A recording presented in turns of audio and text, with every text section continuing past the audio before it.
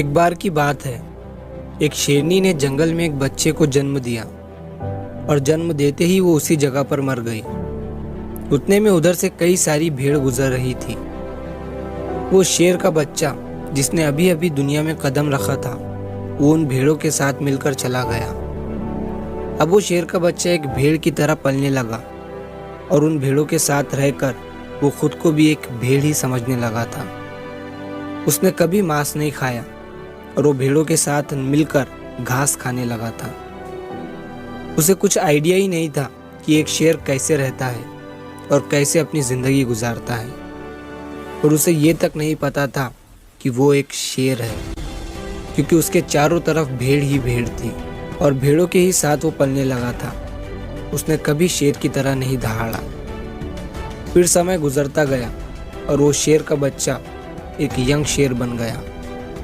वो भेड़ों के झुंड में अलग ही दिख रहा था, लेकिन भेड़ों के साथ रहकर भेड़ों को उसकी आदत हो गई थी। एक दिन एक बूढ़े शेर ने उन भेड़ों के झुंड पर हमला कर दिया। जब उस बूढ़े शेर ने भेड़ों के झुंड में इस यंग शेर को देखा तो वो हैरान हो गया।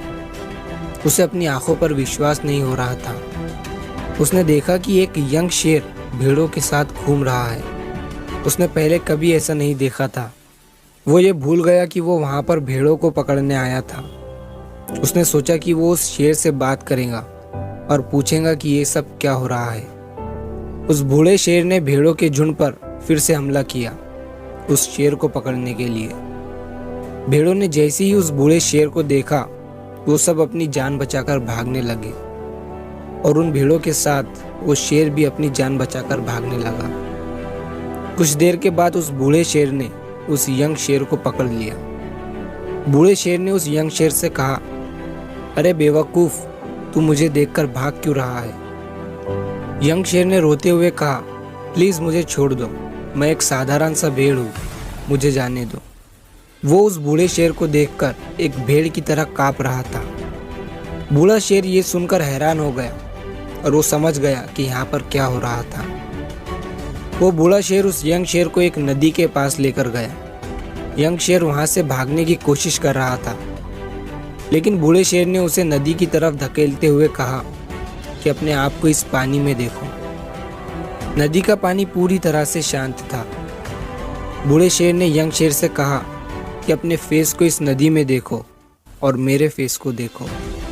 अपनी बॉडी को इस नदी में देखो और मेरी बॉडी को देखो। उस यंग शेर ने डरते हुए अपना फेस नदी में देखा और जैसे ही उसने अपना फेस नदी में देखा तो वो हैरान हो गया। उसने देखा कि वो एक भेड़ की तरह नहीं बल्कि एक शेर की तरह दिखता है। वो रियलिटी को समझ गया कि वो एक भेड़ नहीं बल्कि एक शेर है, और एक सेकंड के अंदर ही उसने एक शेर की तरह दहाड़ा। उसकी दहाड़ सुनकर पूरा जंगल कांप गया। उसने अपने आप को पहचान लिया, अपनी पावर्स को पहचान लिया, और तभी उसने अपने आप में एक ऐसी एनर्जी महसूस की जो उसने आज से पहले कभी नहीं की थी। फिर उसने सोचा कि एक भेड़ की तरह जीना रियलिटी नहीं थी, वो सिर्फ एक मेंटली कंसेप्ट था, और अब वो रियलिटी को जान चुका था। इस कहानी से बहुत ही डीप मैसेज निकलकर सामने आता है। अपने अंदर से उस वीकनेस को निकालो जो आपके अंदर झूठ बोल बोल कर बैठा दी गई है। आप भी एक शेर की तरह हो जो भेड़ों के बीच फंस चुके हो। आपके आसपास जितने भी लोग हैं वो आपको ये फील कराते हैं कि आप अपनी लाइफ में कुछ नहीं कर सकते हो, क्योंकि कहीं ना कहीं आप भी उनके साथ रह रहकर उनकी ही तरह बनने की कोशिश करते हैं। आपको इस भीड़ से अलग खड़े रहना है और अपनी पोटेंशियल, अपनी पावर्स, अपनी एबिलिटी को पहचानना है। और जिस दिन आप अपनी पावर्स, अपनी एबिलिटी को पहचान लोगे उस शेर की तरह, तब आपको दहाड़ने से कोई भी नहीं रोक पाएगा। कोई भी आपको आपकी सक्सेस के राह से भटका नहीं पाएगा।